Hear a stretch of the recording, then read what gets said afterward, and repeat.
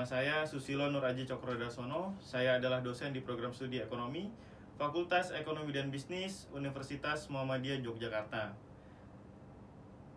Latar belakang pendidikan saya adalah saya lulus S1 pada tahun 2015 dari program studi Ekonomi Pembangunan Fakultas Ekonomi dan Bisnis Universitas Muhammadiyah Yogyakarta.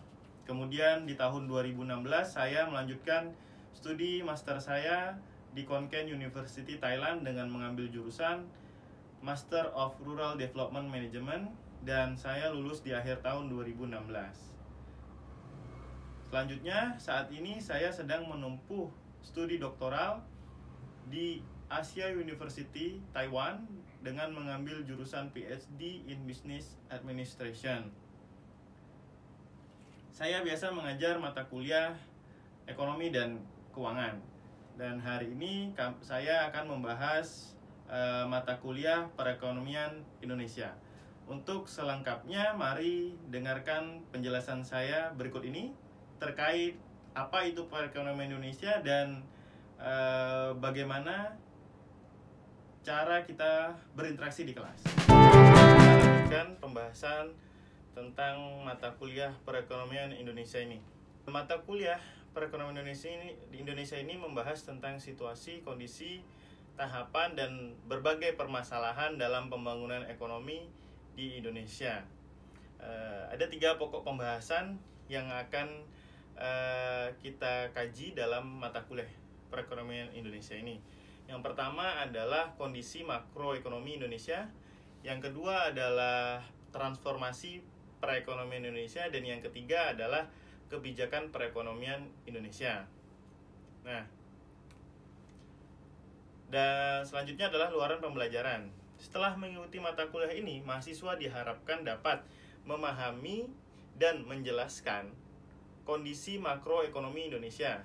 Dan yang kedua adalah mahasiswa mampu memahami, menguasai, dan menjelaskan konsep-konsep dasar yang berkaitan dengan sejarah perekonomian dan sistem perekonomian Indonesia.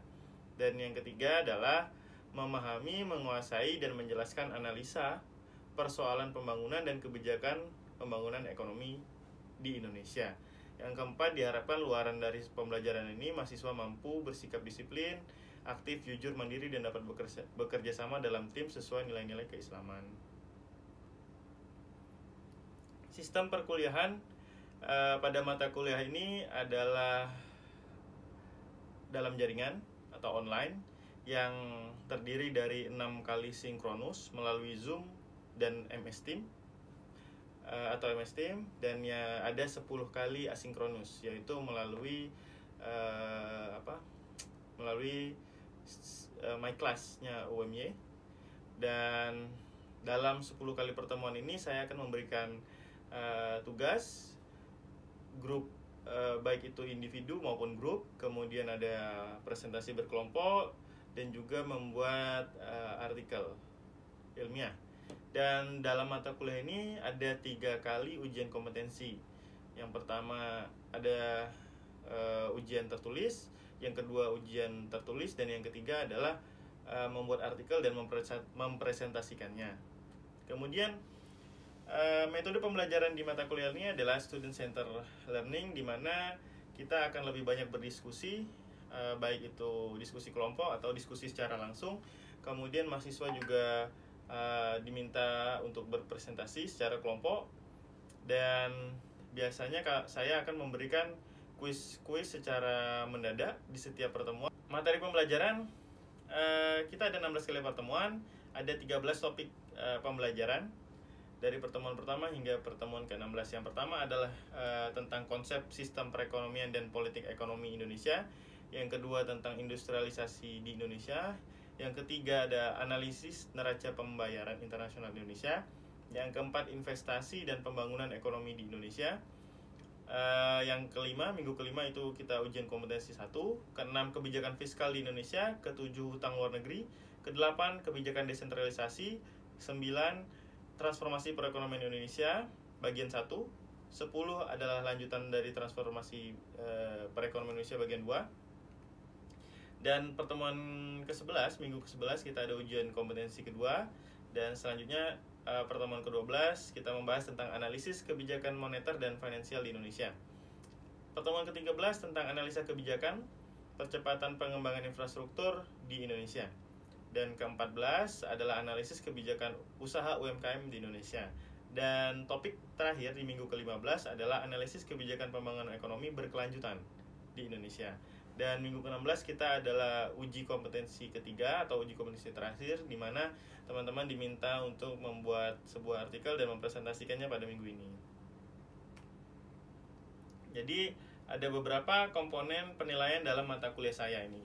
Yang pertama yang dinilai adalah soft skill, yang kedua adalah spiritual skill, yang ketiga adalah hard skill, dan yang keempat adalah technical skill. Soft skill yaitu ada bobot 30% yang terdiri dari kedisiplinan dalam kehadiran di kelas ini dengan bobot 5%. Kemudian kedisiplinan dan kemampuan menjawab pada saat kita berdiskusi ataupun diskusi kelompok itu 10%. Kemudian kemampuan teman-teman untuk berpresentasi, mempresentasikan hasil dari papernya itu 15%. Jadi total ada 30%. Kemudian spiritual skill yaitu teman-teman diharapkan dapat memiliki hafalan surah pendek terkait dengan apa saja topik yang ada di sini, minimal 10 ayat Al-Quran. Nah, itu saya beri bobot 5%. Dan tentang hard skill ada 3 yang dinilai, yaitu UK1, UK2, dan UK3. Masing-masing bobotnya adalah 15%. Jadi total 45% untuk hard skill. Kemudian yang terakhir adalah yang saya nilai adalah technical skill, yaitu sekitar 20%. Ini dihasilkan dari bagaimana teman-teman membuat sebuah makalah atau artikel ilmiah yang menjadi tugas akhir pada mata kuliah ini. Dan total bobot penilaian adalah 100. Buku referensinya adalah buku Indonesian Economy terbitan Hall Hill, kemudian Perekonomian Indonesia yang dikarang oleh Dr. Imamuddin Yuliadi. Ada juga buku tentang perekonomian Indonesia yang dikarang oleh Faisal Basri. Dan kita juga mengambil sumber-sumber dari website-website yang terpercaya seperti BPS, OJK, Bappenas, Bank Indonesia, World Bank, dan database jurnal ilmiah seperti ScienceDirect, Emerald, MDPI, Scopus, Taylor & Franz, dan lain sebagainya. Nah, jika ada pertanyaan terkait topik ini, Anda bisa menghubungi saya ke email ataupun nomor telepon yang akan saya berikan tadi. Oke, terakhir pesan dari saya, when you lose, don't lose the lesson. Jadi ketika Anda rugi atau kehilangan, jangan sampai Anda kehilangan dari pembelajaran tersebut. Selamat belajar, selamat berjuang untuk menggapai masa depan. Assalamualaikum warahmatullahi wabarakatuh.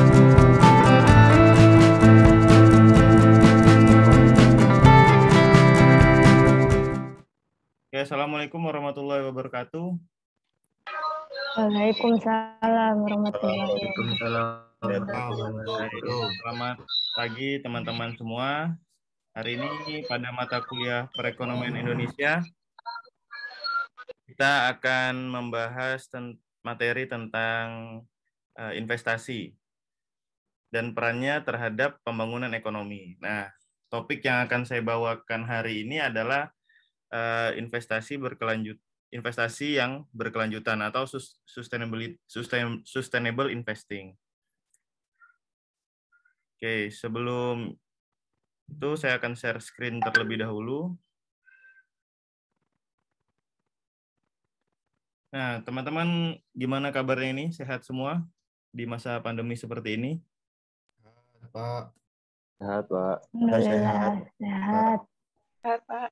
Walaupun belum bisa bertatap muka secara langsung, kita hari ini bertatap muka secara maya melalui Zoom. Teman-teman diharapkan tetap menjaga protokol kesehatan, meningkatkan imun tubuh, makan makanan bergizi ya. Pada hari ini terkait investasi, mari kita membaca surah Yusuf ayat 47 sampai 49. Ayo kita mulai bersama-sama ya. Bismillahirrahmanirrahim. Qala tazra'una sab'a sinina da'aba fama hasattum fazaruhu fi sunbulihi illa qalilam mimma ta'kulun. Summa ya'ti min ba'di dzalika sab'un sidadu ya'kulna ma qaddamtum lahumna illa qalilam mimma tuhsinun. Summa yah summa ya'ti min ba'di dzalika amun fihi yughasun nasu wa fihi ya'risun. Coba teman-teman ada yang bisa membacakan artinya? Saya deh, Pak. Ya, Mas Wafi. Baik. Dia Yusuf berkata, agar kamu bercocok tanam 7 tahun berturut-turut sebagaimana biasa. Kemudian apa yang kamu tuai hendaklah kamu biarkan di tangkainya kecuali sedikit untuk kamu makan. Kemudian setelah itu akan datang 7 tahun yang sangat sulit, yang menghabiskan apa yang kamu simpan untuk menghadapinya, tahun sulit, kecuali sedikit dari apa bibit gandum yang kamu simpan. Setelah itu akan datang tahun di mana manusia diberi hujan dengan cukup, dan pada masa itu mereka memeras anggur. Nah, oke. Terima kasih Mas Wafi. Dari ayat ini kita diajarkan, jadi di Al-Quran saja sudah mengajarkan bahwa kita sebagai manusia itu harus berinvestasi.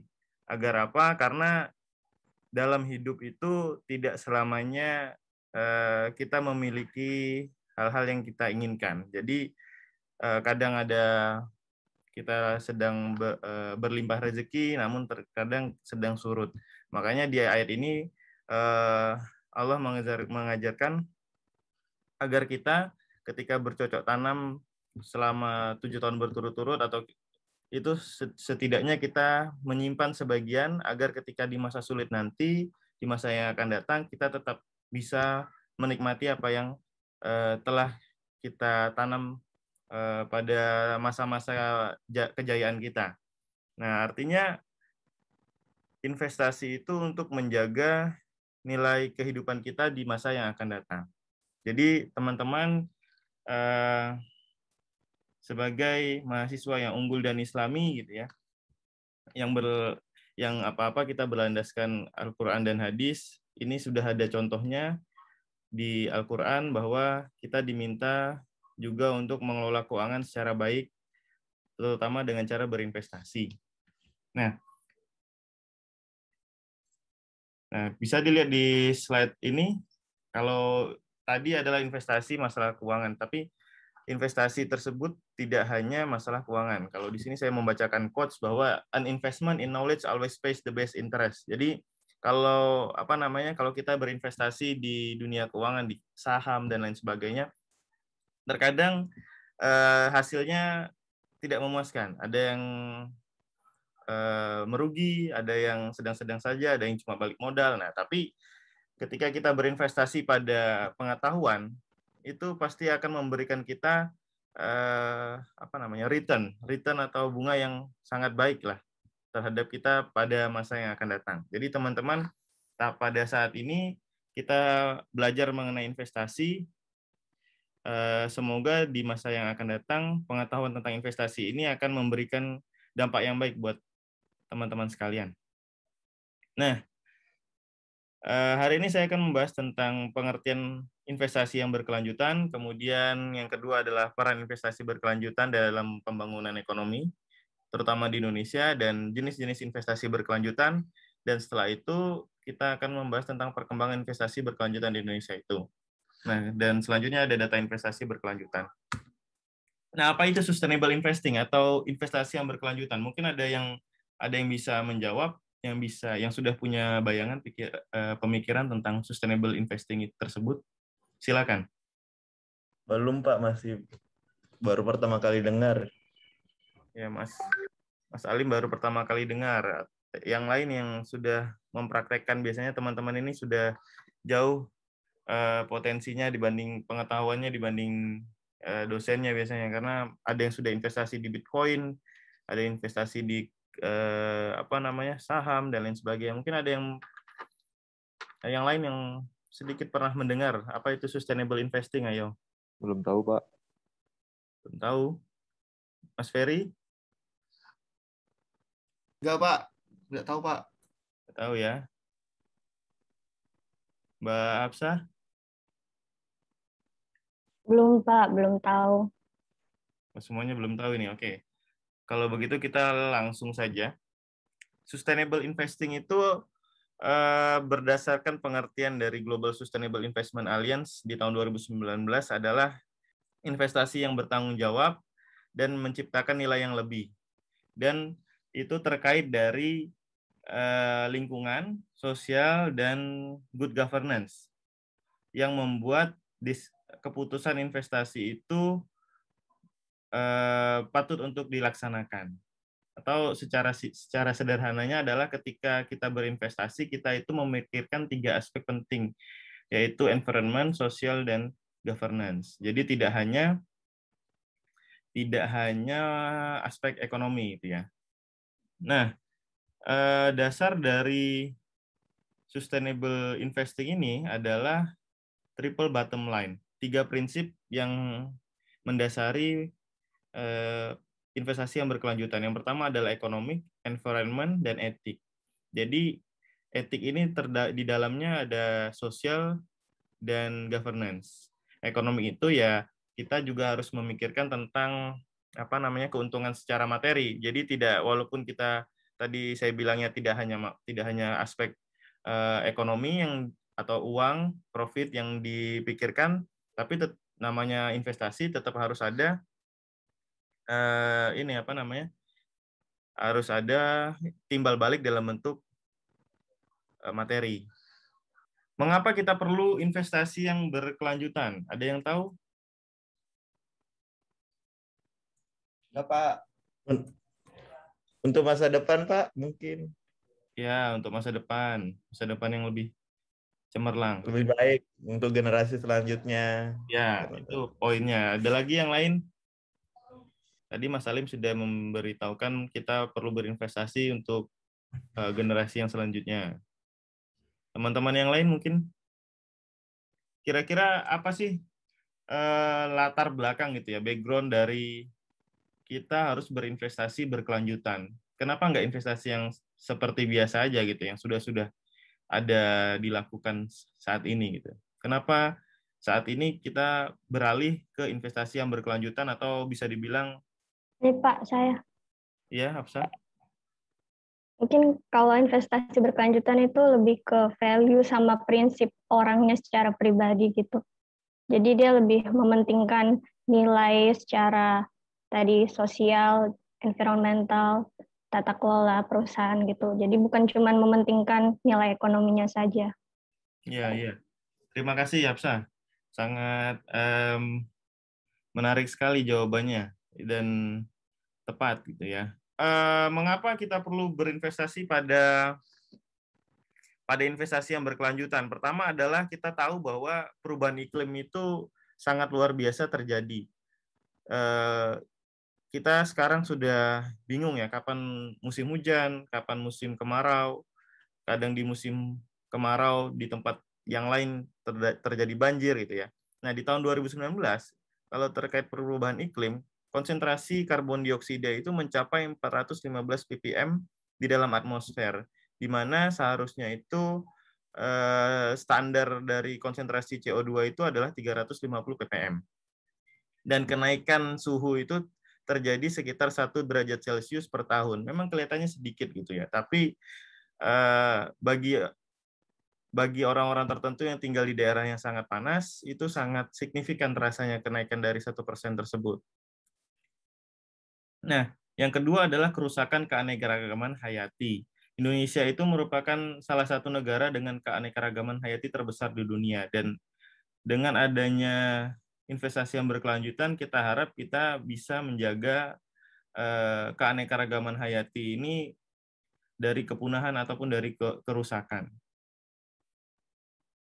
Nah, yang ketiga adalah banyaknya pekerjaan dan perbudakan modern.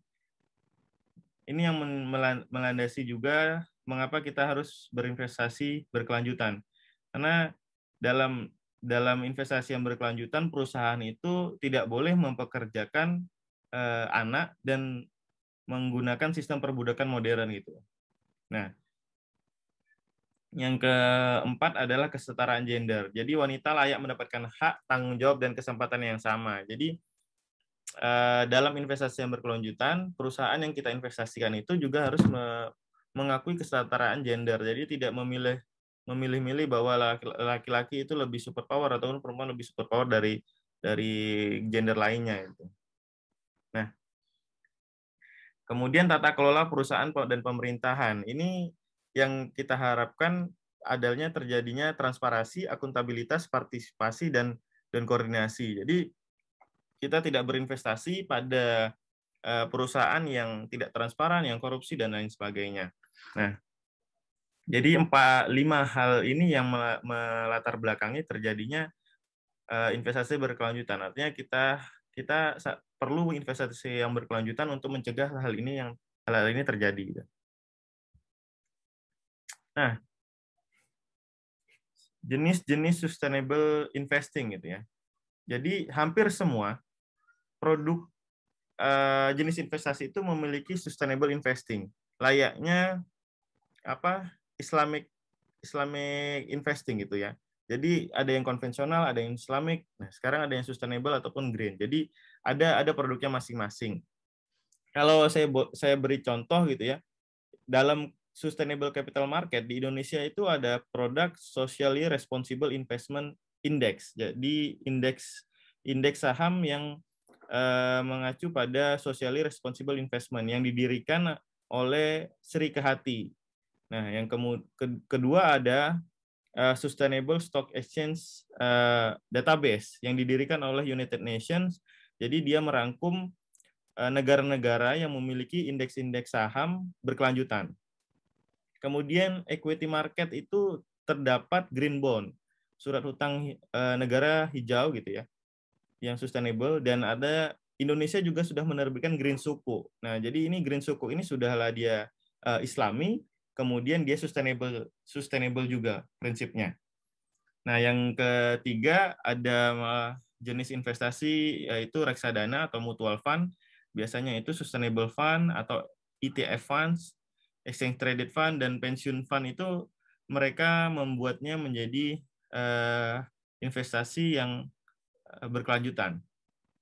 Nah, kemudian ada juga impact investing, yaitu kita berinvest atau sebuah perusahaan atau investor itu menginvestasikan dananya dalam proyek-proyek sosial dan juga proyek-proyek lingkungan seperti pembuatan panel surya ataupun sekolah dan lain sebagainya. Jadi tidak berorientasi pada profit yang terlalu besar. Dia lebih berorientasi kepada dampak yang diberikan terhadap masyarakat, terhadap lingkungan dari investasi yang akan dia kerjakan. Di tahun 2015 itu masih kita lihat grafiknya masih sangat kecil ya, sekitar 36 miliar itu ya. Dana yang dikelola oleh perusahaan investasi yang bertema ESG tadi. Nah, tapi kita bisa lihat perkembangannya cukup signifikan sejak tahun 2017, 2018, 19 sampai 2020. Kemarin sudah ada hampir 3 triliun gitu ya. 3,1 ribu miliar rupiah dana kelolaan yang bertema ESG di Indonesia. Jadi kalau di dunia kita bisa lihat bahwa laporan dari Global Sustainable Investment Alliance ini investasi hijau di dunia ini mencapai lebih dari 513 triliun rupiah. Jumlah ini sangat besar gitu ya. Kalau bisa teman-teman bayangkan APBN Indonesia itu sekitar 2.000 triliun gitu ya. Nah, sedangkan investasi hijau yang ada di dunia ini adalah 513.000 triliun. Nah, berarti itu sangat besar sekali. Nah, kita lihat perbandingannya dari 2016, 2018, dan 2020 ini selalu ada peningkatan di setiap negara gitu ya. Di setiap kawasan di benua. Nah, ini sedikit penjelasan tentang Sri Kehati tadi. Yayasan Kehati ini yang mendirikan SRI Kehati, SRI Index itu Pada tahun 2009 dia menempatkan dirinya sebagai jembatan untuk memfasilitasi interaksi yang terjalin antara pihak yang memiliki peran dan kepentingan yang berbeda antara masyarakat, gerakan pelestarian lingkungan hidup dan keanekaragaman hayati dan kalangan dunia usaha. Nah, ini produknya yang sudah diterbitkan dari Yayasan Kehati. Pertama ada Reksadana Kehati Lestari (RDKL). Ini jumlahnya saya tidak dapat pastinya. Kemudian ETF Sri Kehati sekitar 1,54 triliun. Mutual fund tadi yang sudah dikelola oleh Yayasan Kehati ini dari 10 perusahaan tadi. Tapi terakhir saya lihat data terakhir dari 1,54 ini sudah mencapai 2, sekian triliun untuk mutual fund ini. Dan untuk Sri Kehati indeksnya volumenya sudah mencapai 1,75 triliun. Jadi volume sahamnya ya. Dan dia terdapat 25 perusahaan tadi saya bilang dari berbagai sektor yang sudah melalui screening ESG integration. Nah, terakhir untuk peraturan terkait keuangan berkelanjutan, teman-teman bisa baca atau investasi berkelanjutan di UU Perseroan Terbatas nomor 40 tahun 2007. Kemudian ada UU Perlindungan dan Pengelolaan Lingkungan Hidup nomor 32 tahun 2009. Dan yang ketiga adalah PBI tentang penilaian kualitas aset bank umum. Nah, terakhir sebelum kita akhiri, ini ada sedikit tugas gitu ya untuk diskusi dan teman-teman buat pada minggu berikutnya. Yang tadi saya jelaskan adalah investasi yang bisa kita lakukan sebagai individu atau retail investor gitu ya. Tapi yang investasi hijau yang dilakukan oleh pemerintah itu kira-kira apa gitu ya? Selain green suku tadi. Teman-teman mungkin bisa cari di website pemerintahan